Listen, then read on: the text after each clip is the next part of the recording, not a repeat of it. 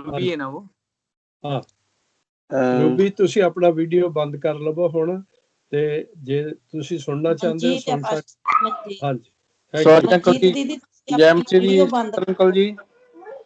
ਹਾਂਜੀ ਮਨਜੀਤ ਦੀਦੀ ਤੁਸੀਂ ਵੀਡੀਓ ਬੰਦ ਕਰ ਦਿਓ, ਆਪਣੇ ਸਾਰੇ ਵੀਡੀਓ ਤੇ ਮਾਈਕ ਵੀ ਬੰਦ ਕਰ ਲਓ ਤਾਂ ਕਿ ਕੋਈ ਸ਼ੋਰ ਨਾ ਹੋਵੇ। ਮੇਰਾ ਖਿਆਲ ਜੱਸੀ ਵੀ ਆ ਗਿਆ ਸਾਡੇ ਨਾਲ। ਹਾਂਜੀ ਹਾਂਜੀ ਮੈਂ ਉਹ ਸੌਰੀ ਜੈਮਸੀ ਦੀ ਸਾਰਿਆਂ ਨੂੰ। ਓਕੇ ਮਨਜੀਤ ਦੀਦੀ ਵੀਡੀਓ ਵਾਲੇ ਨਿਸ਼ਾਨ ਤੋਂ ਕਲਿੱਕ ਕਰ ਦਿਓ, ਵੀਡੀਓ ਆਫ ਹੋ ਜਾਣੀ ਤੁਹਾਡੀ। ਅੱਛਾ ਓਕੇ ਵੀਡੀਓ ਆਫ ਕਰੋ, ਮਾਈਕ ਆਫ ਕਰੋ ਔਰ ਸਿਰਫ ਸੁਣੋ ਹੁਣ ਤੁਸੀਂ। ਓਕੇ ਸਭ ਤਿਆਰ ਨੇ? Praise god.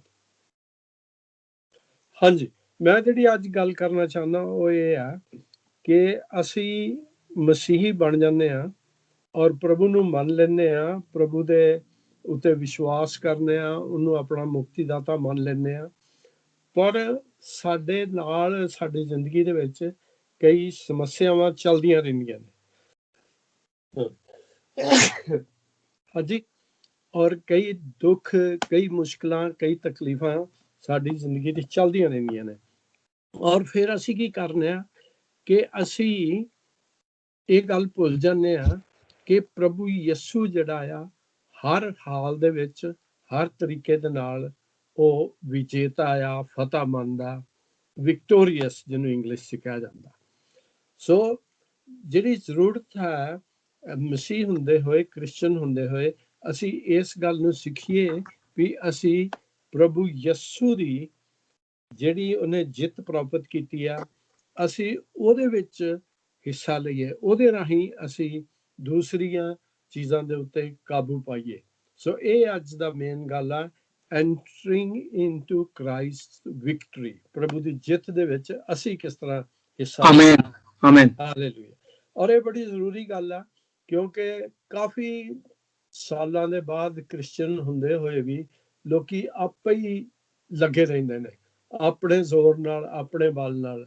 ਤੇ ਲੇਕਿਨ ਯਾਦ ਆ ਕਿ ਪਹਿਲਾ ਮੈਸੇਜ ਵੀ ਮੈਂ ਇਹੋ ਹੀ ਦਿੱਤਾ ਸੀ ਕਿ not by power, not by force but by your spirit. ਤਾਂ ਪ੍ਰਭੂ ਦੇ ਨਾਲ ਹੋ ਜਾਏਗਾ। ਆਮੀਨ। ਸੋ ਅਸੀਂ ਦੇਖਦੇ ਹਾਂ ਕਿ ਯੂਹੰਨਾ ਦੀ ਜਿਹੜੀ ਪਹਿਲੀ ਪੱਤਰੀ ਹੈ, ਨਾ ਸੁਸਮਾਚਾਰ ਨਹੀਂ, ਆ ਬਾਈਬਲ ਦੇ ਐਂਡ ਦੇ ਵਿੱਚ ਚਲਾ ਜਾਂਦਾ, ਪਹਿਲਾ ਯੂਹੰਨਾ ਉਹਦਾ 2 ਚੈਪਟਰ ਤੇ ਉਹਦੀ 13 ਵਰਸ ਦੇ ਵਿੱਚ ਯੂਹੰਨਾ ਲਿਖਦਾ ਹੈ, ਹੇ ਜਵਾਨੋ, ਪਹਿਲਾ ਯੂਹੰਨਾ ਦੀ ਪੱਤਰੀ ਪਹਿਲੀ 2 ਚੈਪਟਰ 13 ਵਰਸ ਉਹਦੀ ਵਰਸ ਦੇ ਵਿਚਕਾਰੋਂ ਜਿਵੇਂ ਪੜ੍ਹ ਰਿਹਾ, ਹੇ ਜਵਾਨੋ ਮੈਂ ਤੁਹਾਨੂੰ ਲਿਖਦਾ ਹਾਂ ਇਸ ਲਈ ਜੋ ਤੁਸੀਂ ਉਸ ਦੁਸ਼ਟ ਨੂੰ ਜਿੱਤ ਲਿਆ ਹੈ, ਉਸ ਦੁਸ਼ਟ ਨੂੰ ਜਿੱਤ ਲਿਆ ਹੈ।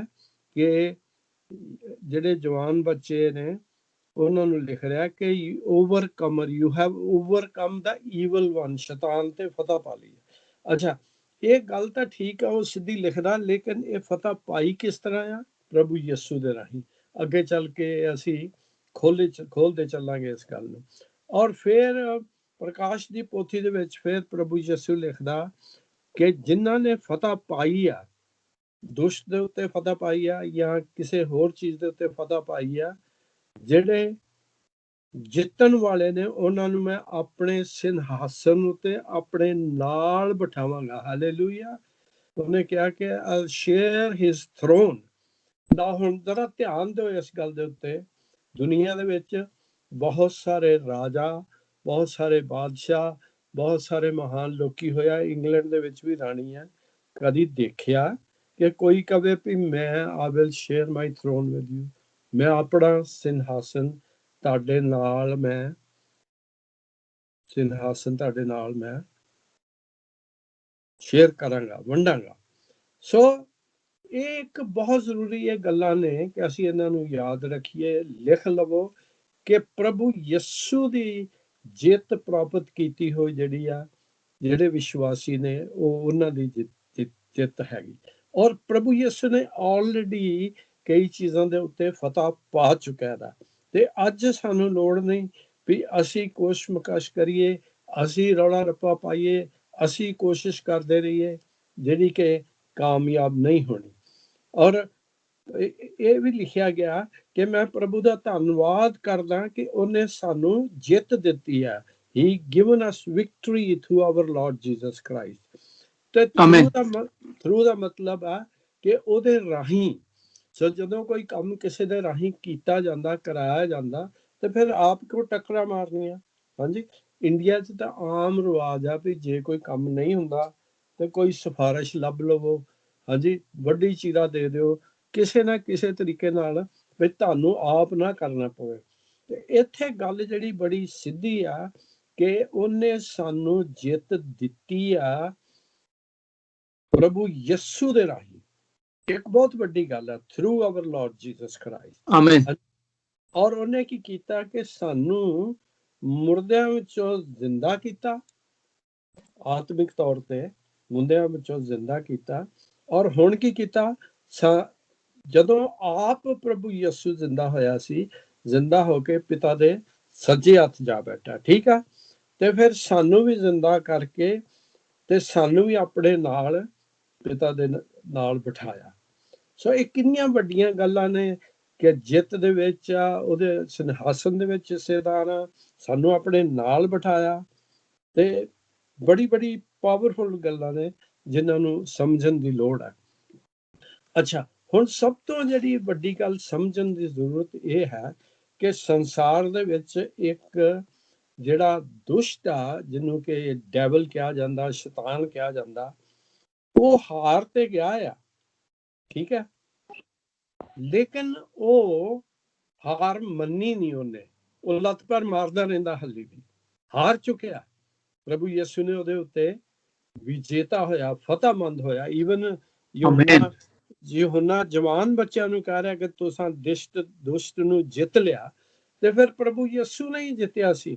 ਅੱਛਾ, ਸ਼ੈਤਾਨ ਜਿਹੜਾ ਉਹ ਟਰਾਈ ਕਰਦਾ ਰਹਿੰਦਾ। ਮੈਂ ਤੁਹਾਨੂੰ ਅੱਗੇ ਚੱਲ ਕੇ ਦੱਸਣਾ। ਮੈਨੂੰ ਇੱਕ ਗੱਲ ਯਾਦ ਆ ਰਹੀ ਆ, ਪਾਸਟਰ ਜਾਨੀ ਨੂੰ ਮੈਂ ਅੱਜ ਵੀ ਸੁਣਾਈ ਸੀ ਇੱਕ ਗੱਲ, ਕਿ ਜਿਹੜਾ ਸ਼ੈਤਾਨ ਆ ਉਹ ਕਹਿੰਦਾ ਆਪਣੇ ਜਿਹੜੇ ਉਹਦੇ ਚੇਲੇ ਸੀ, ਸ਼ੈਤਾਨ ਦੇ ਚੇਲੇ ਪਤਾ ਕੀ ਹੁੰਦੇ ਨੇ ਪੰਜਾਬੀ 'ਚ? ਇੱਕ ਲਫ਼ਜ਼ ਆ ਸ਼ਤੁੰਗੜੇ, ਵਡਾਵੇ। ਇਹ ਸ਼ੈਤਾਨ ਦੇ ਜਿਹੜੇ ਬੱਚੇ ਨੇ ਨਾ, ਮਾਈਨਰ ਸ਼ੈਤਾਨ, ਉਹਨਾਂ ਨੂੰ ਕਹਿੰਦਾ ਇੱਕ ਸੰਡੇ ਨੂੰ ਵੀ ਇਸ ਤਰ੍ਹਾਂ ਕਰੋ, ਅੱਜ ਛੁੱਟੀ ਦਾ ਦਿਨ ਆ ਤੇ ਤੁਸੀਂ ਜਾਓ ਕਲੱਬਾਂ 'ਚ, ਪੱਬਾਂ ਦੇ ਵਿੱਚ, ਜਿੱਥੇ ਜੂਆ ਖੇਡਿਆ ਜਾਂਦਾ, ਜਾ ਕੇ ਦੇਖੋ ਵੀ ਕੌਣ ਕੌਣ ਆ ਉੱਥੇ, ਉਹਨਾਂ ਦਾ ਹਿਸਾਬ ਕਿਤਾਬ ਰੱਖੋ ਤੇ ਉਹਨਾਂ ਨੂੰ ਹੋਰ ਇਸ ਕੰਮ 'ਚ ਲਾਈ ਰੱਖੋ। ਖੈਰ ਉਹ ਚਲੇ ਗਏ। ਜਿਸ ਵੇਲੇ ਸ਼ਾਮ ਦਾ ਟਾਈਮ ਹੋਇਆ ਤੇ ਉਹ ਜਦੋਂ ਉਹ ਜਿਹੜੇ ਸ਼ੈਤਾਨ ਦੇ ਏਜੰਟ ਸੀ ਉਹ ਇੱਕ ਥਾਂ ਤੇ ਇਕੱਠੇ ਹੋਏ, ਤੇ ਸ਼ੈਤਾਨ ਇੱਕ ਚਰਚ ਚੋਂ ਨਿਕਲ ਰਿਹਾ ਸੀ।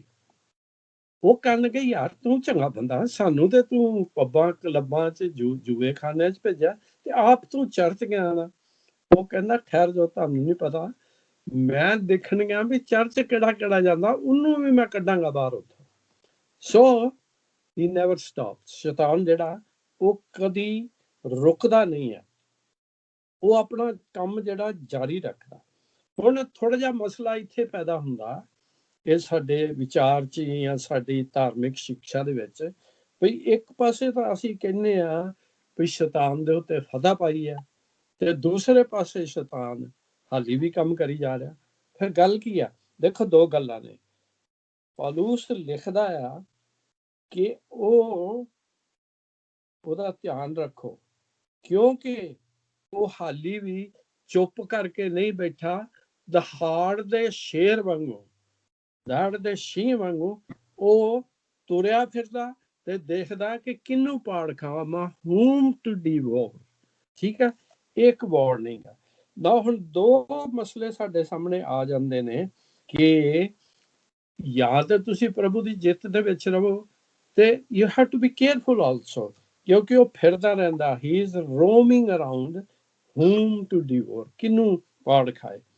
ਔਰ ਉਹਦੇ ਨਾਲ ਹੀ ਸਾਨੂੰ ਇੱਕ ਵਾਰਨਿੰਗ ਜਿਹੜੀ ਹੈ ਇਫਸੀਆਂ 6 ਦੇ ਵਿੱਚ ਵੀ ਦਿੱਤੀ ਹੈ ਕਿ ਤੁਸੀਂ ਪ੍ਰਭੂ ਦੇ ਹਥਿਆਰ ਜਿਹੜੇ ਨੇ ਉਹ ਵੀ ਪਾ ਕੇ ਰੱਖੋ, ਤਾਂ ਕਿ ਜਿਹੜੀਆਂ ਸ਼ੈਤਾਨ ਤੇ ਉਹਦੀਆਂ ਹਕੂਮਤਾਂ ਨੇ ਉਹ ਤੁਹਾਡੇ ਤੇ ਕਾਬੂ ਨਾ ਪਾ ਸਕਣ। ਸੋ ਪਰਮੇਸ਼ਵਰ ਤੇ ਉਹਦੇ ਦਿੱਤੇ ਹੋਏ ਜਿਹੜੇ ਹਥਿਆਰ ਨੇ, ਉਹ ਜਿਹੜਾ ਇਫਸੀਓਂ 6 ਦੇ ਵਿੱਚ ਲਿਖਿਆ ਹੋਇਆ, ਉਹਦੇ ਬਾਰੇ ਚ ਮੈਂ ਹੁਣ ਡਿਟੇਲ ਚ ਨਹੀਂ ਜਾਣਾ ਚਾਹੁੰਦਾ, ਜਾਂ ਤੇ ਤੁਸੀਂ ਦੇਖ ਲੈਣਾ ਜਾਂ ਤੁਹਾਨੂੰ ਪਤਾ ਹੋਏਗਾ। ਔਰ ਇਹ ਗੱਲਾਂ ਬਹੁਤ ਜ਼ਰੂਰੀ ਨੇ, ਕਿਉਂਕਿ ਇਸੇ ਪਹਿਲਾ ਯਹੂਨਾ ਦੇ 5 ਚੈਪਟਰ ਦੀ 18 ਵਰਸ ਦੇ ਵਿੱਚ ਇੱਕ ਹੋਰ ਗੱਲ ਸਾਨੂੰ ਯਾਦ ਕਰਾਈ ਗਈ ਆ। ਇੱਥੇ ਲਿਖਿਆ ਹੋਇਆ, ਅਸੀਂ ਜਾਣਦੇ ਹਾਂ ਕਿ ਜੋ ਕੋਈ ਜਿਹੜਾ ਪਰਮੇਸ਼ਵਰ ਤੋਂ ਜੰਮਿਆ ਹੈ ਸੋ ਪਾਪ ਨਹੀਂ ਕਰਦਾ, ਸਗੋਂ ਜਿਹੜਾ ਪਰਮੇਸ਼ਵਰ ਤੋਂ ਜੰਮਿਆ ਹੈ ਉਸ ਦੀ ਰੱਖਿਆ ਕਰਦਾ ਹੈ। Hallelujah. 1 John 5:18। Hallelujah. And see, God protects him. ਹਾਂ, ਪਰਮੇਸ਼ਵਰ ਉਹਦੀ ਰੱਖਿਆ ਕਰਦਾ, ਪਰਮੇਸ਼ਵਰ ਨੂੰ ਸੰਭਾਲ ਕੇ ਰੱਖਦਾ। ਇਹ ਜ਼ਰੂਰੀ ਗੱਲਾਂ ਨੇ ਕਿ ਅਸੀਂ ਪਰਮੇਸ਼ਵਰ ਦੇ ਉੱਤੇ ਡਿਪੈਂਡ ਕਰੀਏ। ਔਰ ਇੱਕ ਗੱਲ ਆਮ ਲੋਕਾਂ ਦੀ ਹੁੰਦੀ ਹੈ ਜੀ, ਸ਼ੈਤਾਨ ਨੇ ਅਟੈਕ ਕਰ ਦਿੱਤਾ, ਸ਼ੈਤਾਨ ਨੇ ਅਟੈਕ ਕਰ ਦਿੱਤਾ। ਮੈਨੂੰ ਇੱਕ ਯਾਦ ਹੈ, ਇੱਕ ਕਪਲ ਸੀ ਸਾਡੇ ਚਰਚ ਦਾ, ਤੇ ਉਹ ਕਾਫੀ ਦਿਨ ਚਰਚ ਨਹੀਂ ਆਏ। ਤੇ ਇੱਕ ਦਿਨ ਉਹ ਮੈਨੂੰ ਮਿਲੇ ਟਾਊਨ ਦੇ ਵਿੱਚ ਸ਼ਾਪਿੰਗ ਕਰਦੇ। ਮੈਂ ਕਿਹਾ ਤੁਸੀਂ ਆਉਂਦੇ ਨਹੀਂ ਬਈ, ਕਾਫੀ ਦੇਰ ਹੋ ਗਈ ਆ। ਆਖੇ ਕੀ ਦਸੀਏ ਪਾਸਟਰ ਜੀ, ਭਾਜੀ ਗੱਲ ਇਸ ਤਰ੍ਹਾਂ ਵੀ ਉਹ ਸ਼ੈਤਾਨ ਅਟੈਕ ਕਰ ਦਿੰਦਾ। ਮੈਂ ਕਿਹਾ ਸ਼ੈਤਾਨ ਕੀ ਅਟੈਕ ਕਰ ਦਿੰਦਾ ਬਈ ਤੈਨੂੰ ਸੰਡੇ ਨੂੰ? ਉਹ ਤੇ ਉਹਦੀ ਵਾਈਫ ਕਹਿੰਦੀ ਭਾਜੀ ਇਹ ਸੁੱਤਾ ਪਿਆ ਨਹੀਂ ਉੱਠਦਾ, ਸ਼ੈਤਾਨ ਨੇ ਕੀ ਕਰਨਾ। ਸੋ ਅਸੀਂ ਕੀ ਕਰਨੇ ਆ ਕਿ ਵੀ ਲਾਈਕ ਟੂ ਬਲੇਮ ਸ਼ੈਤਾਨ ਆਲ ਦਾ ਟਾਈਮ, ਕਿਉਂਕਿ ਪ੍ਰਭੂ ਯਿਸੂ ਦੇ ਵਿੱਚ ਸਾਨੂੰ ਜਿੱਤ ਹੈ ਤੇ ਸਾਨੂੰ ਆਪਣੇ ਆਪ ਨੂੰ ਯਾਦ ਕਰਾਉਣਾ ਚਾਹੀਦਾ। ਮੈਂ ਅੱਜ ਸੋਚਦਾ ਵੀ ਰੂਬੀ ਦੀ ਗਵਾਹੀ ਦੇ ਵਿੱਚ ਉਹਨੇ ਇੰਨਾ ਟਾਈਮ ਹਸਪਤਾਲ ਦੇ ਵਿੱਚ ਲਾ ਕੇ ਪ੍ਰਭੂ ਦੀ ਦਿੱਤੀ ਹੋਈ ਅਨੋਇੰਟਿੰਗ, ਉਹਦੀ ਸ਼ਕਤੀ, ਉਹਦਾ ਮਸਾ ਲੈ ਕੇ ਸ਼ੀ ਅਪੀਅਰਡ ਔਰ ਆਪਣੀ ਗਵਾਹੀ ਦੇ ਕੇ ਗਈ ਹੈ। ਸੋ ਇਹਨਾਂ ਅੱਛਾ, ਹੁਣ ਮਸਲਾ ਇਹ ਆ ਕਿ ਲੋਕੀ ਜਾਂ ਤੇ ਉਹ ਸਮਝਦੇ ਨੇ ਕਿ ਸਾਡੀ ਜਿੱਤ ਹੈ ਤੇ ਅਸੀਂ ਉਧਰ ਨੂੰ ਚੱਲਦੇ ਰਹੀਏ ਤੇ ਹਰ ਗੱਲ ਵਿੱਚ ਸਾਡੀ ਜਿੱਤ ਆ, ਤੇ ਜਾਂ ਫਿਰ ਇਹ ਸੋਚਦੇ ਕਿ ਅਸੀਂ ਤਾਂ ਹਾਰੇ ਹੋਏ ਆ, ਅਸੀਂ ਕਿੱਧਰ ਨੂੰ ਜਾਈਏ ਜੀ, ਸਾਡਾ ਤੇ ਕੋਈ ਬਣਦਾ ਨਹੀਂ। ਲੇਕਿਨ ਧਿਆਨ ਇਹ ਰੱਖੋ ਕਿ ਸ਼ੈਤਾਨ ਆਲਰੇਡੀ ਹਾਰ ਚੁੱਕਿਆ ਹੈ। ਹਾਂਜੀ, ਔਰ ਅਸੀਂ ਹੁਣ ਦੇਖਾਂਗੇ ਇੱਕ ਦੋ ਗੱਲਾਂ ਵੀ ਕਿਹੜੀ ਕਿਹੜੀ ਗੱਲ ਦੇ ਉੱਤੇ ਪ੍ਰਭੂ ਨੇ ਸਾਨੂੰ ਆਜ਼ਾਦ ਕੀਤਾ ਹੈ। ਤੇ ਸਭ ਤੋਂ ਪਹਿਲੀ ਗੱਲ ਜਿਹੜੀ ਮੈਂ ਤੁਹਾਡੇ ਨਾਲ ਸ਼ੇਅਰ ਕਰਨਾ ਚਾਹੁੰਦਾ, ਪ੍ਰਭੂ ਨੇ ਸਾਨੂੰ ਸਭ ਤੋਂ ਪਹਿਲੀ ਗੱਲ ਇਹ ਹੈ ਕਿ ਜਿਹੜਾ ਸ਼ਰ੍ਹਾ ਦਿੱਤੀ ਗਈ ਸੀ, ਕਾਨੂੰਨ ਜਿਹੜਾ ਦਿੱਤਾ ਗਿਆ ਸੀ, ਉਹਦੀ ਗੁਲਾਮੀ ਤੋਂ ਸਾਨੂੰ ਆਜ਼ਾਦ ਕੀਤਾ। ਪਹਿਲੀ ਗੱਲ ਨੋਟ ਕਰ ਲਓ, God has set us free from tyranny of law। ਜਿਹੜਾ ਕਾਨੂੰਨ ਸੀ ਉਹ ਸਾਡੇ ਵਾਸਤੇ, ਜਿਹੜਾ ਕਿ ਸ਼ਰ੍ਹਾ ਜਿਹਨੂੰ ਕਿਹਾ ਜਾਂਦਾ, ਉਹ ਇੱਕ ਸਾਡੇ ਵਾਸਤੇ ਮੁਸ਼ਕਲ ਬਣ ਗਈ। ਅਸੀਂ ਉਹਦੀ ਗੁਲਾਮੀ ਦੇ ਵਿੱਚ ਆ ਗਏ ਤੇ ਪ੍ਰਭੂ ਯਿਸੂ ਨੇ ਸਾਨੂੰ ਉਹਦੇ ਤੋਂ ਆਜ਼ਾਦ ਕੀਤਾ। ਪਹਿਲੀ ਗੱਲ ਜਿਹੜੀ ਆ ਇਹ ਤੁਸੀਂ ਨੋਟ ਕਰ ਸਕਦੇ ਹੋ। ਇਹ ਇੱਕ ਪ੍ਰਭੂ ਦਾ ਗਿਫਟ ਸੀਗਾ, ਪ੍ਰਭੂ ਦਾ ਇੱਕ ਦਾਨ ਸੀਗਾ, ਜਿਹੜਾ ਕਿ ਪਵਿੱਤਰ ਸੀ ਔਰ ਧਰਮੀ ਸੀ, ਰਾਈਚਸ। ਪਰ ਇਹ ਫਿਰ ਸਾਨੂੰ ਇਹਨੇ ਆਪਣਾ ਗੁਲਾਮ ਕਿਸ ਤਰ੍ਹਾਂ ਬਣਾ ਲਿਆ? ਬਾਈਬਲ ਕਹਿੰਦੀ ਹੈ ਗਲੇਸ਼ੀਅਨ 3:13 ਦੇ ਵਿੱਚ ਕਿ ਪ੍ਰਭੂ ਯਿਸੂ ਨੇ ਸਾਨੂੰ ਛੁਟਕਾਰਾ ਦਿੱਤਾ ਤੇ ਸ਼ਰ੍ਹਾ ਦੇ ਸਰਾਪ ਤੋਂ, redeemed us from the law by becoming a curse for us। ਜਿਹੜਾ ਸਾਡੇ ਵਾਸਤੇ ਕਰਸ ਬਣ ਗਿਆ ਸੀ, ਸ਼ਰਾਪ ਬਣ ਗਿਆ ਸੀ, ਪ੍ਰਭੂ ਯਿਸੂ ਨੇ ਉਹ ਸ਼ਰਾਪ ਆਪਣੇ ਉੱਤੇ ਲੈ ਲਿਆ ਤੇ ਸਾਨੂੰ ਆਜ਼ਾਦ ਕਰ ਦਿੱਤਾ। ਇੰਡੀਆ ਦੇ ਵਿੱਚ ਬੜਾ ਰਿਵਾਜ ਹੁੰਦਾ ਕਿ ਮਾਵਾਂ ਪਾਣੀ ਵਾਰਦੀਆਂ ਨੇ, ਫਲਾਣੀ ਚੀਜ਼ ਜੀ ਇਹਦੀ ਕਰਸ ਲਾ ਦਿਓ, ਇਹਦੇ ਸ਼ਰਾਪ ਲਾ ਦਿਓ, ਇਹਦੇ ਸ਼ਰਾਪ ਮੈਂ ਲੈ ਲਵਾਂ। ਸਵਾਏ ਪ੍ਰਭੂ ਯਿਸੂ ਦੇ ਕੋਈ ਸ਼ਰਾਪ ਨਹੀਂ ਲਾ ਸਕਦਾ, ਕੋਈ ਸ਼ਰਾਪ ਨਹੀਂ ਲੈ ਸਕਦਾ। ਸੋ ਜੀਸਸ ਬਿਕੇਮ ਦੈਟਸ ਕਰਸ ਵਾਸ ਅਸ। ਕਿਉਂ? ਤਾਂ ਕਿ ਅਸੀਂ ਸ਼ਰ੍ਹਾ ਦੀ ਗੁਲਾਮੀ ਤੋਂ ਆਜ਼ਾਦ ਹੋ ਜਾਈਏ। ਸੋ ਪਹਿਲੀ ਗੱਲ ਇਹ ਹੈ ਕਿ ਸਾਨੂੰ ਪ੍ਰਭੂ ਯਿਸੂ ਨੇ ਆਜ਼ਾਦ ਕਰਤਾ, ਸ਼ਰ੍ਹਾ ਦੇ ਹੁਣ ਅਸੀਂ ਗੁਲਾਮ ਨਹੀਂ ਰਹੇ। ਔਰ ਜਿਹੜਾ ਪ੍ਰਭੂ ਯਿਸੂ ਦੇ ਵਿੱਚ ਆ ਉਹਦੇ ਉੱਤੇ ਕੋਈ ਲਾਨਤ ਜਾਂ ਸ਼ਰਾਪ ਨਹੀਂ ਆ। ਰੋਮਨ ਚੈਪਟਰ 8 ਵਰਸ 1 ਉਹਦੀਆਂ 4 ਵਰਸਿਸ ਦੇ ਵਿੱਚ, ਪਹਿਲੀਆਂ 4 ਵਰਸ ਦੇ ਵਿੱਚ ਲਿਖਿਆ ਹੋਇਆ। We can read that, let's have a look at that. Romans chapter 8। ਸੋ ਹੁਣ ਉਹਨਾਂ ਲਈ ਜਿਹੜੇ ਮਸੀਹ ਯਿਸੂ ਵਿੱਚ ਹਨ ਸਜ਼ਾ ਦਾ ਹੁਕਮ ਨਹੀਂ। ਰੋਮਨ ਚੈਪਟਰ 8 ਵਰਸ 1। ਕਿਉਂਕਿ ਜੀਵਨ ਦੀ ਆਤਮਾ ਦਾ ਸ਼ਰ੍ਹਾ ਨੇ ਮਸੀਹ ਯਿਸੂ ਵਿੱਚ ਮੈਨੂੰ ਪਾਪ ਅਤੇ ਮੌਤ ਦੀ ਸ਼ਰ੍ਹਾ ਤੋਂ ਛੁਡਾ ਲਿਆ, ਜੋ ਸ਼ਰ੍ਹਾ ਤੋਂ ਨਾ ਹੋ ਸਕਿਆ, ਇਸ ਕਰਕੇ ਜੋ ਉਸਦੇ ਸਰੀਰ ਦੇ ਕਾਰਨ ਨਿਤਾਣੀ ਸੀ। ਪਰਮੇਸ਼ਵਰ ਨੇ ਆਪਣਾ ਪੁੱਤਰ ਪਾਪ ਦੇ ਲਈ ਪਾਪੀ ਸਰੀਰ ਦੇ ਰੂਪ ਵਿੱਚ ਘੱਲ ਕੇ ਸਰੀਰ ਵਿੱਚ ਹੀ ਪਾਪ ਉਤੇ ਸਜ਼ਾ ਦਾ ਹੁਕਮ ਦਿੱਤਾ। ਇਸ ਲਈ ਜੋ ਸਾਡੇ ਵਿੱਚ ਜਿਹੜੇ ਸਰੀਰ ਤੋਂ ਨਹੀਂ ਸਗੋਂ ਆਤਮਾ ਦੇ ਅਨੁਸਾਰ ਚੱਲਦੇ ਹਨ, ਸਜ਼ਾ ਦੇ ਰਸਤੇ ਹੁਕਮ ਪੂਰਾ ਹੋਵੇਗਾ। ਸੋ ਆਤਮਾ ਦੇ ਵਿੱਚ ਚੱਲਦੇ ਹਾਂ, ਸ਼ਰ੍ਹਾ ਦੇ ਰਸਤੇ ਹੁਕਮ ਪੂਰਾ ਹੋਵੇਗਾ। ਸੋ ਪ੍ਰਭੂ ਯਿਸੂ ਨੇ ਸਾਨੂੰ ਸ਼ਰ੍ਹਾ ਤੋਂ, ਲਾਅ ਤੋਂ ਸਾਨੂੰ ਛੁਟਕਾਰਾ ਦਿੱਤਾ। ਪਹਿਲੀ ਗੱਲ ਇਹ ਸੀ। ਦੂਸਰੀ ਗੱਲ, ਪ੍ਰਭੂ ਨੇ ਸਾਨੂੰ ਕੀ ਕੀਤਾ? ਉਹ ਸਾਨੂੰ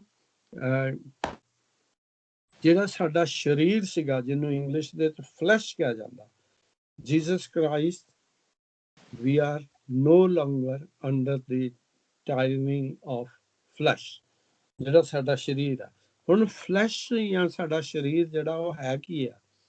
ਇਹ ਇੱਕ ਐਸਾ ਸਿਸਟਮ ਆ ਜਿਹੜਾ ਕਿ ਸਾਡੀ ਡਿੱਗੀ ਹੋਈ, ਜਦੋਂ ਕਿ ਪਾਪ ਦੇ ਵਿੱਚ ਅਸੀਂ ਡਿੱਗ ਪਏ ਸੀ, ਇਹ ਸਾਨੂੰ ਉਦੋਂ ਮਿਲਿਆ ਕਿਉਂਕਿ ਸ਼ੁਰੂ ਦੇ ਵਿੱਚ ਆਦਮ ਜਿਹੜਾ ਸੀਗਾ ਉਹ ਪਾਕ ਸੀ, ਇਨੋਸੈਂਟ ਸੀ, ਉਹਨੇ ਕੋਈ ਪਾਪ ਨਹੀਂ ਸੀ ਕੀਤਾ, ਲੇਕਿਨ ਉਹਦੇ ਪਾਪ ਦੀ ਵਜ੍ਹਾ ਦੇ ਨਾਲ ਅਸੀਂ ਸਾਰੇ ਪਾਪੀ ਠਹਿਰਾਏ ਗਏ ਆ। ਔਰ ਇਸ ਕਰਕੇ ਸਾਡੀ ਜਿਹੜੀ ਨੇਚਰ ਆ ਜਾਂ ਸਾਡੀ ਜਿਹੜੀ ਤਬੀਅਤ ਆ, ਸਾਡਾ ਜਿਹੜਾ ਮਨ ਆ, ਉਹ ਇੱਕ ਪਾਪੀ ਮਨ ਆ। ਸਾਡਾ ਸਰੀਰ ਜਿਹੜਾ ਆ, ਸਾਡੀ ਉਹਦੇ ਵਿੱਚ ਉਹ ਜਿਹੜਾ ਇੱਕ ਬਹੁਤ ਅੱਛੀ ਲਿਸਟ ਜਿਹੜੀ ਆ ਉਹ ਪੌਲੁਸ ਲਿਖਦਾ ਆ। ਅਸੀਂ ਦੇਖਾਂਗੇ, ਮੇਰੇ ਨਾਲ ਤੁਸੀਂ ਦੇਖੋ, ਗਲੇਸ਼ੀਅਨ ਚੈਪਟਰ 5, ਬੜੀ ਮਸ਼ਹੂਰ ਵਰਸ ਹੈ ਗਲੇਸ਼ੀਅਨ ਚੈਪਟਰ 5। ਇਹ ਸਰੀਰ ਦੇ ਕੰਮ ਨੇ। ਹਾਂਜੀ, ਗਲੇਸ਼ੀਅਨ ਚੈਪਟਰ 5 ਵਰਸ 19 ਵਰਸ ਤੋਂ। ਹੁਣ ਸਰੀਰ ਦੇ ਕੰਮ ਤਾਂ ਪ੍ਰਗਟ ਹਨ, ਉਹ ਇਹ ਹਨ: ਹਰਾਮਕਾਰੀ, ਗੰਦਮੰਦ, ਲੁੱਚਪੁਣਾ, ਮੂਰਤੀ ਪੂਜਾ, ਜਾਦੂਗਰੀ, ਵੈਰ, ਝਗੜੇ, ਹਸਦ, ਕ੍ਰੋਧ, ਧੜੇਬਾਜ਼ੀ, ਫੁੱਟਾਂ, ਵਿਪਤਾ। ਇਹ ਸਰੀਰ ਦੇ ਕੰਮ ਨੇ। ਗਲੇਸ਼ੀਅਨ ਚੈਪਟਰ 5 ਵਰਸ 19। ਕਿਉਂਕਿ ਅੱਗੇ ਚੱਲ ਕੇ ਆਤਮਾ ਦੇ ਕੰਮ ਵੀ ਦੱਸੇ ਜਾਂਦੇ ਨੇ। ਸੋ ਇਹ ਜਿਹੜੀਆਂ ਬਿਮਾਰੀਆਂ ਨੇ, ਇਹ ਜਿਹੜੀਆਂ ਮੁਸ਼ਕਲਾਂ ਨੇ, ਇਹਨਾਂ ਤੋਂ ਸਾਨੂੰ ਪ੍ਰਭੂ ਯਿਸੂ ਨੇ ਆਜ਼ਾਦ ਕਰ ਦਿੱਤਾ। ਹੁਣ ਇਹ ਆਜ਼ਾਦ ਹੋਇਆ ਕਿਸ ਤਰ੍ਹਾਂ? ਇਹ ਆਜ਼ਾਦ ਇਸ ਤਰ੍ਹਾਂ ਹੋਇਆ ਵੀ ਸੂਲੀ ਉੱਤੇ ਚੜ੍ਹ ਕੇ ਪ੍ਰਭੂ ਯਿਸੂ ਨੇ ਸਾਨੂੰ ਆਜ਼ਾਦ ਕਰ ਦਿੱਤਾ। ਸਾਡੀ ਜਿਹੜੀ ਪੁਰਾਣੀ ਨੇਚਰ ਸੀਗੀ, ਪਾਪ ਵਾਲੀ ਜ਼ਿੰਦਗੀ ਸੀ, ਉਸ ਤੋਂ ਛੁਟਕਾਰਾ ਦੇ ਦਿੱਤਾ। ਬੜੀ ਅੱਛੀ ਵਰਸ ਲਿਖੀ ਹੈ ਕਿ our old self was crucified with him। ਜਿਹੜੀ ਸਾਡੀ ਪੁਰਾਣੀ ਇਨਸਾਨੀਅਤ ਸੀਗੀ, ਪੁਰਾਣੀ ਜ਼ਿੰਦਗੀ ਸੀਗੀ, ਉਹ ਵੀ ਪ੍ਰਭੂ ਯਿਸੂ ਦੇ ਨਾਲ ਸੂਲੀ ਚੜਾ ਦਿੱਤੀ ਗਈ। ਹਾਲੇਲੂਇਆ, ਆਮੀਨ। ਹਾਂਜੀ, ਗੱਲ ਬਣ ਰਹੀ ਹੈ ਕੁਛ? ਠੀਕ ਹੈ, ਹਾਂ ਬਿਲਕੁਲ। ਅੱਗੇ ਚੱਲਦੇ ਹਾਂ। Praise God. ਪੱਕੀ ਗੱਲ। Pastor ji, thank you. We have it. Wine पी रहा है क्या पास्टर जी आप? हाँ जी, मैं मजाक कर रहा हूँ, कुछ नहीं। नहीं ਕੀਤੀ, ਸੰਸਾਰ ਦੀ ਰਚਨਾ ਕੀਤੀ। ਧਿਆਨ ਰੱਖੋ, ਦੁਨੀਆ ਜਿਹੜੀ ਆ ਉਹ ਦੁਨੀਆਦਾਰੀ ਜਿਹਨੂੰ ਕਿਹਾ ਜਾਂਦਾ, ਇਸ ਦੁਨੀਆ ਦੇ ਪਾਪ ਦੀ ਜ਼ਿੰਦਗੀ ਆ। ਹੇਰਾ ਫੇਰੀ, ਜੋ ਵੀ ਆ, ਲੁੱਚਪੁਣਾ, ਚੋਰੀਆਂ, ਡਾਕੇ, ਜੋ ਵੀ ਆ, ਇਹ ਦੁਨੀਆ ਆ ਸਾਡੀ। ਤੇ ਇਹ ਦੁਨੀਆ ਜਿਹੜੀ ਆ, ਇਹਦਾ ਕੰਮ ਕਿੱਥੋਂ ਸ਼ੁਰੂ ਹੁੰਦਾ? ਸਾਡੇ ਸਰੀਰ ਦੇ ਅੰਦਰ। ਕਿਉਂਕਿ ਦੁਨੀਆ ਤੁਹਾਨੂੰ ਦੱਸਦੀ ਆ ਕੋਈ ਸ਼ਾਮ ਨੂੰ ਤੁਸੀਂ ਕਿਸੇ ਕਲੱਬ 'ਚ ਚਲੇ ਜਾਓ, ਕੋਈ ਸ਼ੋਅ ਦੇਖਣ ਚਲੇ ਜਾਓ, ਜਾਂ ਕੋਈ ਮਾੜੀ ਜਗ੍ਹਾ ਚਲੇ ਜਾਓ, ਸ਼ਰਾਬਖਾਨੇ 'ਚ ਚਲੇ ਜਾਓ। ਇਹ ਦੁਨੀਆਦਾਰੀ ਦੀਆਂ ਗੱਲਾਂ ਨੇ। ਔਰ ਇਹ ਹੁੰਦੀਆਂ ਕਿੱਥੋਂ ਨੇ? ਸਾਡੇ ਸਰੀਰ ਦੇ ਵਿੱਚ ਉਹਦੇ ਲਈ ਇੱਕ ਲਾਲਸਾ ਪਾਈ ਜਾਂਦੀ ਹੈ ਕਿ ਚਲੋ ਬਈ ਯਾਰ, ਚੱਲ ਕੇ ਦੇਖਦੇ ਹਾਂ, ਐਸ਼ ਕਰਦੇ ਹਾਂ ਅੱਜ। ਹਾਂਜੀ, ਅੱਜ ਪੱਬ ਨੂੰ ਚੱਲਦੇ ਹਾਂ, ਘੁੱਟ ਪੀ ਆਉਂਦੇ ਹਾਂ। ਤਾਂ ਇਹ ਦੁਨੀਆਦਾਰੀ ਦੀਆਂ ਚੀਜ਼ਾਂ ਸਾਡੇ ਸਰੀਰ ਦੇ ਅੰਦਰ ਆ ਜਾਂਦੀਆਂ ਨੇ ਔਰ Amen. ਇੱਥੇ ਹੀ ਸ਼ੈਤਾਨ ਫਿਰ ਕੰਮ ਕਰਦਾ ਹੈ। ਇਹ ਦੁਨੀਆਦਾਰੀ ਸਾਡੇ ਅੰਦਰ ਜਿਹੜੀ ਆ ਉਹ ਵੀ ਇੱਕ ਮਸਲਾ ਆ ਔਰ ਇਸ ਦੁਨੀਆ ਨੂੰ ਓਵਰਕਮ ਕਰਨ ਦੇ ਵਾਸਤੇ ਫਿਰ ਅਸੀਂ ਪ੍ਰਭੂ ਯਿਸੂ ਵੱਲ ਮੁੜਨਾ, ਕਿਉਂਕਿ ਉਹਨੇ ਦੁਨੀਆ ਦੇ ਉੱਤੇ ਜਿੱਤ ਪਾਈ ਆ। ਇੱਕ ਵਰਸ ਜਿਹੜੀ ਆ ਬੜੀ ਤਗੜੀ ਆ ਔਰ ਬਹੁਤ ਇੰਪੋਰਟੈਂਟ ਆ, ਮੇਰੇ ਨਾਲ ਰਲ ਕੇ ਦੇਖ ਲਓ। ਯਹੋਨਾ ਦੀ ਅੰਜੀਲ ਦੇ ਵਿੱਚ ਚਲੋ ਤੁਸੀਂ, ਯਹੋਨਾ ਹਾਂਜੀ 16 ਚੈਪਟਰ ਤੇ ਉਹਦੀ 33 ਵਰਸ ਦੇ ਵਿੱਚ ਬੜੀ ਇੱਕ ਪਾਵਰਫੁਲ ਗੱਲ ਲਿਖੀ ਹੋਈ ਆ। ਇਹ ਜ਼ਰੂਰ ਲਿਖ ਕੇ ਰੱਖ ਲਵੋ ਕਿਉਂਕਿ ਇਹ ਤੁਹਾਡੇ ਕੰਮ ਆਣੀ ਆ।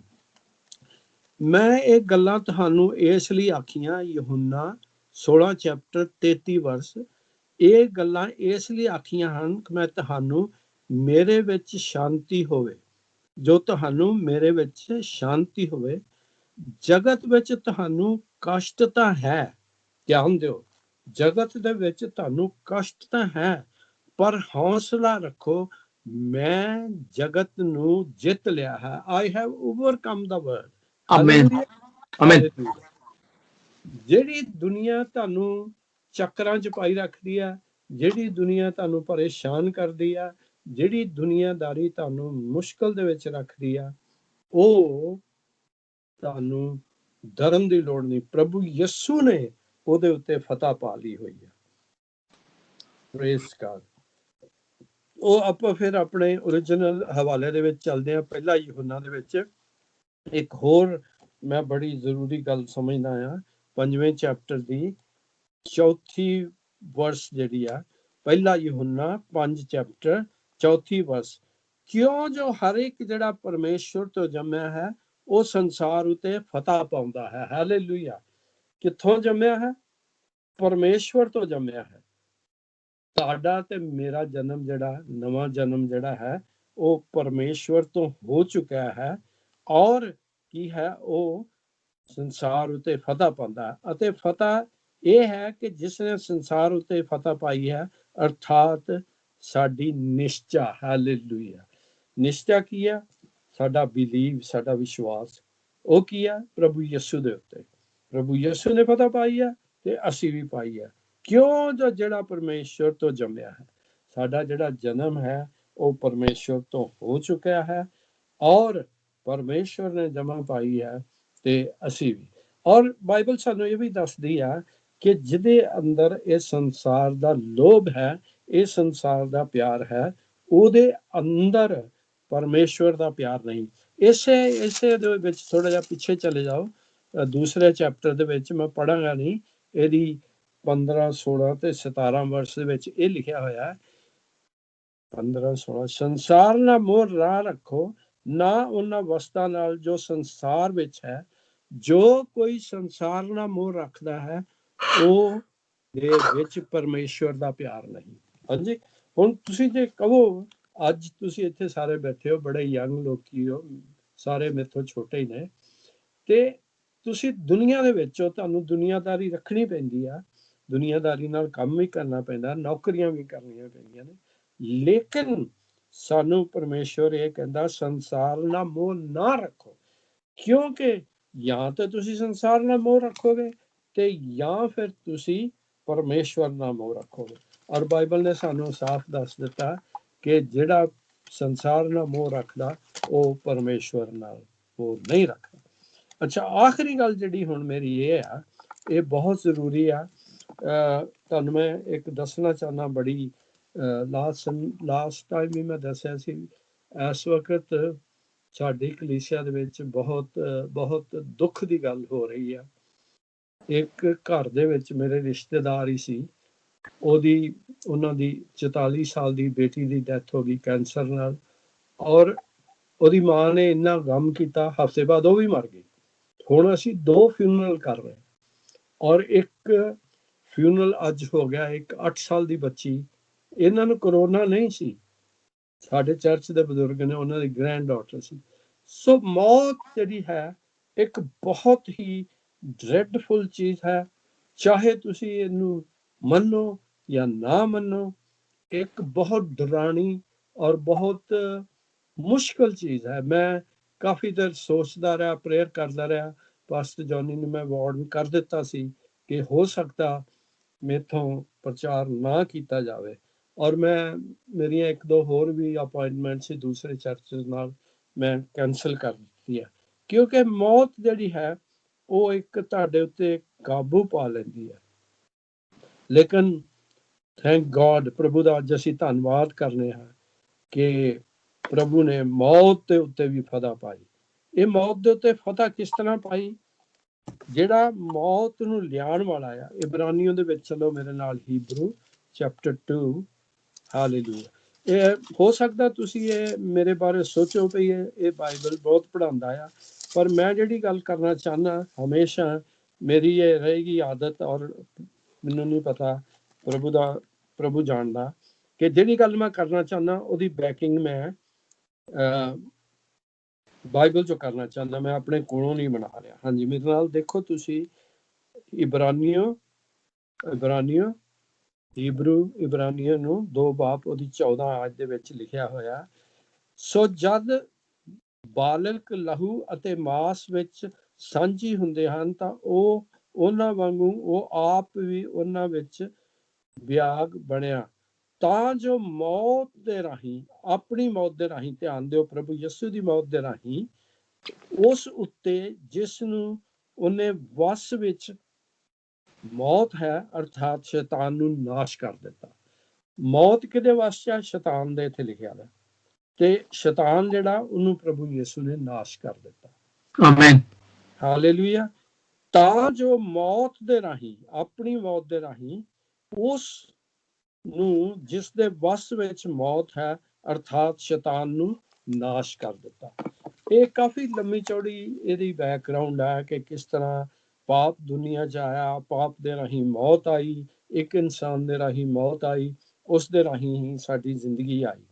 ਔਰ ਆਖਰ ਦੇ ਵਿੱਚ ਪੌਲੁਸ ਲਿਖਦਾ ਆ ਕਿ ਜਿਹੜਾ ਇੱਕ ਯਾਦ ਹੈ ਠੂਆ ਹੁੰਦਾ ਆ, ਸਕੋਰਪੀਅਨ ਕਹਿੰਦੇ ਆ, ਠੂਆ ਆਮ ਦੇਖਿਆ ਹੋਣਾ ਪਿੰਡਾਂ ਦੇ ਵਿੱਚ, ਉਹ ਇੱਕ ਡੰਗ ਮਾਰ ਦਿੰਦਾ ਤੇ ਬੰਦਾ ਦੁੱਖ ਵਿੱਚ ਆ ਜਾਂਦਾ। ਇਹ ਮੌਤ ਜਿਹੜੀ ਹੈ ਇੱਕ ਠੂਏ ਵਾਂਗੀ ਹੈ।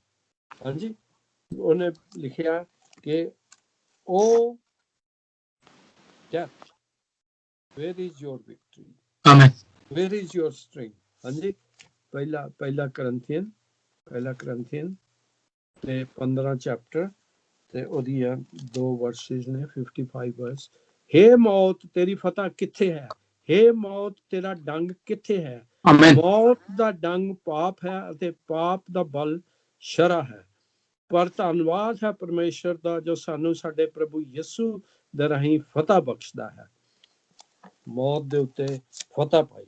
ਸੋ ਕੋਈ ਜ਼ਰੂਰਤ ਨਹੀਂ ਸਾਨੂੰ ਹੁਣ ਡਰਨ ਦੀ ਜਾਂ ਮੌਤ ਤੋਂ ਡਰ ਕੇ ਰਹਿਣ ਦੀ, ਕਿਉਂਕਿ ਪ੍ਰਭੂ ਯਿਸੂ ਨੇ ਸਾਨੂੰ ਇਹ ਵਾਅਦਾ ਕੀਤਾ ਹੈ ਕਿ I am the resurrection and life, hallelujah, ਤੇ ਜ਼ਿੰਦਗੀ ਮੈਂ ਹਾਂ। ਸੋ ਇਹ ਜਿਹੜੀਆਂ 4 ਚੀਜ਼ਾਂ ਸੀ ਜਿਨ੍ਹਾਂ ਦੇ ਬਾਰੇ ਮੈਂ ਜ਼ਿਕਰ ਕਰ ਰਿਹਾ ਸੀਗਾ, ਇਹਨਾਂ ਉੱਤੇ ਪ੍ਰਭੂ ਯਿਸੂ ਨੇ ਫਤਹ ਪਾ ਲਈ ਆ। ਤੁਹਾਨੂੰ ਇਹਨਾਂ ਚੀਜ਼ਾਂ ਤੋਂ ਡਰਨ ਦੀ ਕੋਈ ਲੋੜ ਨਹੀਂ, ਕਿਉਂਕਿ ਇਸ ਤਰ੍ਹਾਂ ਹੁੰਦਾ ਆ ਕਿ ਜਿਹੜਾ ਕਾਨੂੰਨ ਆ, ਸ਼ਰ੍ਹਾ ਜਿਹੜੀ ਆ, ਉਹ ਗੁਲਾਮ ਬਣਾਉਂਦੀ ਆ। ਹਾਂਜੀ, ਜਿਹੜੀ ਸਾਡਾ ਸਰੀਰ ਆ ਉਹ ਸਾਡੇ ਉੱਤੇ ਕਾਬੂ ਪਾ ਲੈਂਦਾ। ਹਾਂਜੀ, ਜਿਹੜੀ ਦੁਨੀਆ ਆ ਉਹ ਸਾਨੂੰ ਧੋਖਾ ਦਿੰਦੀ ਆ। ਮੌਤ ਜਿਹੜੀ ਆ ਸਾਡੇ ਉੱਤੇ ਰਾਜ ਕਰਦੀ ਆ। ਲੇਕਿਨ ਹੁਣ ਇਸ ਵੇਲੇ ਪ੍ਰਭੂ ਯਿਸੂ ਦੀ ਕਿਰਪਾ ਦੇ ਨਾਲ ਆਮੇਨ, ਨਾ ਸਾਡੇ ਉੱਤੇ ਕਾਨੂੰਨ ਦਾ ਅਸਰ ਆ, ਨਾ ਹੀ ਸਾਡੇ ਸਰੀਰ ਦਾ, ਫਲੈਸ਼ ਦਾ, ਲੇਕਿਨ ਅਸੀਂ ਆਤਮਾ ਦੇ ਵਿੱਚ ਰਹਿੰਦੇ ਹਾਂ ਔਰ ਪ੍ਰਭੂ ਯਿਸੂ ਦੇ ਫਜ਼ਲ ਦੇ ਵਿੱਚ ਰਹਿੰਦੇ ਹਾਂ ਔਰ ਪ੍ਰਭੂ ਯਿਸੂ ਦੀ ਦਿੱਤੀ ਹੋਈ ਜਿੱਤ ਦੇ ਵਿੱਚ ਅਸੀਂ ਹਿੱਸਾ ਲੈਂਦੇ ਹਾਂ। ਔਰ ਮੈਂ ਉਮੀਦ ਕਰਨਾ ਕਿ ਇਹਨਾਂ ਸ਼ਬਦਾਂ ਦੇ ਨਾਲ ਤੁਹਾਨੂੰ ਅੱਜ ਬਹੁਤ ਤਸੱਲੀ ਔਰ ਹੌਸਲਾ ਮਿਲਿਆ ਹੋਵੇਗਾ। ਔਰ ਅਗਰ ਤੁਹਾਡੇ ਮਨ 'ਚ ਕਿਸੇ ਕਿਸਮ ਦਾ ਡਰ ਹੈ ਜਾਂ ਕੋਈ ਐਸੀ ਚੀਜ਼ ਤੁਹਾਡੇ ਮਨ ਦੇ ਵਿੱਚ ਹੈ ਤੇ ਉਹਦੇ ਉੱਤੇ ਤੁਸੀਂ ਫਤਹ ਪਾ ਲਈ ਹੋਏਗੀ। ਆਮੇਨ। ਹਾਂਜੀ, ਔਰ ਆਓ ਅਸੀਂ ਹੁਣ ਪ੍ਰਾਰਥਨਾ ਕਰੀਏ, ਪ੍ਰਭੂ ਦੇ ਸ਼ਬਦਾਂ ਦੇ ਵਾਸਤੇ ਉਹਦਾ ਧੰਨਵਾਦ ਕਰੀਏ ਤਾਂ ਕਿ ਅਸੀਂ ਇਹਨਾਂ ਚੀਜ਼ਾਂ ਨੂੰ ਯਾਦ ਰੱਖੀਏ ਆਪਣੇ ਵਿੱਚ। ਸੋ ਆਓ ਅਸੀਂ ਪ੍ਰਾਰਥਨਾ ਵਿੱਚ ਚੱਲਦੇ ਹਾਂ। ਆਮੇਨ। Thank you.